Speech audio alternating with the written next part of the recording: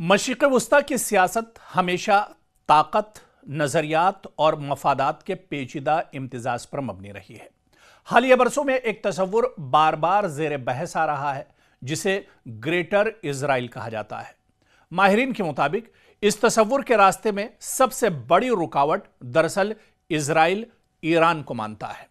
दरअसल greater Israel एक सियासी और स्ट्रेटेजिक तसव्वुर है जिसके तहत इज़राइल न सिर्फ मौजूदा सरहदों को बरकरार रखना चाहता है बल्कि इस पूरे खित्ते में वसीतर असर व रसूख, फौजी बरतरी और मुमकिना जोग्राफियाई तौसी भी एक तरह से इज़राइल हासिल करना चाहता है। इस तसव्वुर के तीन दरअसल बड़ी वजह या तीन इसकी वजूहात बताई जाती हैं। पहली जो सबसे बड़ी वजह है, इंपॉर्टेंट वजह, वो जोग्राफियाई तौसी है। फिलिस्तीनी इलाकों पर दरअसल इजराइल कंट्रोल करना चाहता है। जुनूबी लबनान इसमें आता है, शाम और दीगर इलाकों पर अपना असर बढ़ाना चाहता है। इसी तरह से फौजी बालादस्ती को भी दरअसल इस पूरे खित्ते में इजराइल बढ़ाना चाहता है।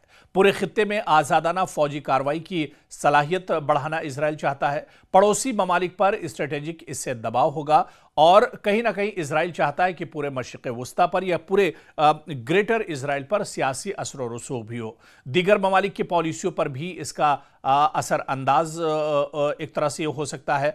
अमेरिका और आलमी ताकतों के जरिए अपना एजेंडा इजराइल एक तरह से आगे बढ़ाना चाहता है।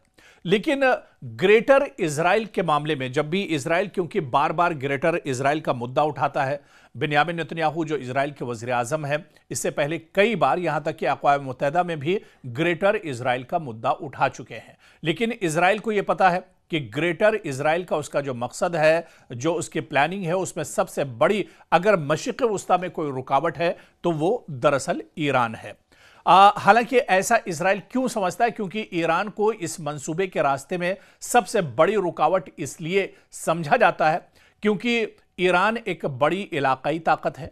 ईरान मशरिक़ वस्ता में एक बड़ी फौजी और सियासी ताकत है जो लबनान में हिजबुल्लाह, इराक, शाम और यमन में असर व रसूख के जरिए खित्ते में अपना असर कायम रखता है। स्ट्रेटेजिक कंट्रोल बहुत इंपॉर्टेंट है। ईरान ने अबनाए हुर्मुज जैसे अहम रास्ते पर अपना असर बढ़ाया है जहां से दुनिया की बड़ी मिकदार में तेल की आमदोरफ्त एक तरह से होती है। और इजरायली पॉलिसियों की मज़ाहमत भी आप देखिए कि ईरान खुलकर इजराइल की जो पॉलिसी है उसकी मुखालिफत करता है जिससे इजराइल के लिए इलाकाई बरतरी हासिल करना एक तरह से मुश्किल हो जाता है। लेकिन माहिरीन का यह मानना है कि हालिया जंग, जिस तरह से 40 दिनों की जंग चली, इससे अब कहीं ना कहीं सूरत हाल बड़े पैमाने पर तब्दील हुई है।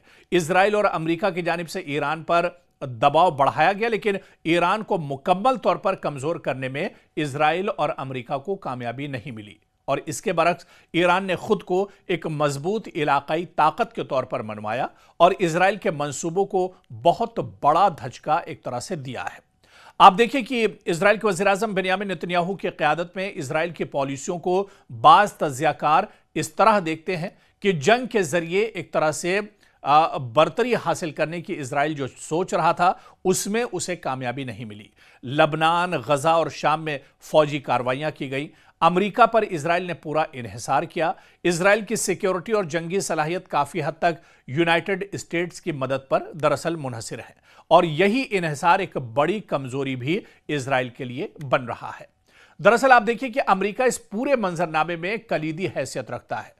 इजराइल का सबसे बड़ा इत्तेहादी खित्ते में फौजी और सिफारती असर व रसूख है लेकिन अमरीकी अवामी राय में तब्दीली भी इसके बाद एक तरह से देखने में मिल रही है। ऐसे अवामिल हैं जो मुस्तकबिल में इजराइल की मुकम्मल हिमायत को एक तरह से महदूद कर सकते हैं और ऐसे में बड़ा सवाल ये उठता है कि जो अब सूरत हाल बनी है, क्या ऐसे में ग्रेटर इजराइल मुमकिन है? ये एक बहुत अहम सवाल है क्योंकि मौजूदा हालात के मुताबिक ईरान की मज़ाहमत, इलाकाई ताकतों का जो रद्द अमल है, आलमी सियासत में इसकी एक तब्दीली भी अब हुई है और ये सब अवामिल इस मंसूबे को मुश्किल बना रहे हैं। और आप देखिए कि कहीं ना कहीं जो मंसूबा था जो ग्रेटर इजराइल का, उसे भी इस जंग के बाद एक तरह से धचका लगा है। यानी जो मकसद इजराइल का था इस 40 दिन की जंग में, उस मकसद को इजराइल कहीं नहीं पा सका है और इसी वजह से अब माहिरीन ये कहते हैं कि ग्रेटर इजराइल का जो मंसूबा था कहीं ना कहीं इस जंग के बाद उसे एक तरह से धक्का लगा है और जितनी पेशरफ्त इजराइल ने ग्रेटर इजराइल को लेकर की थी कहीं ना कहीं उसमें अब इजराइल एक तरह से पिछड़ता हुआ नजर आ रहा है।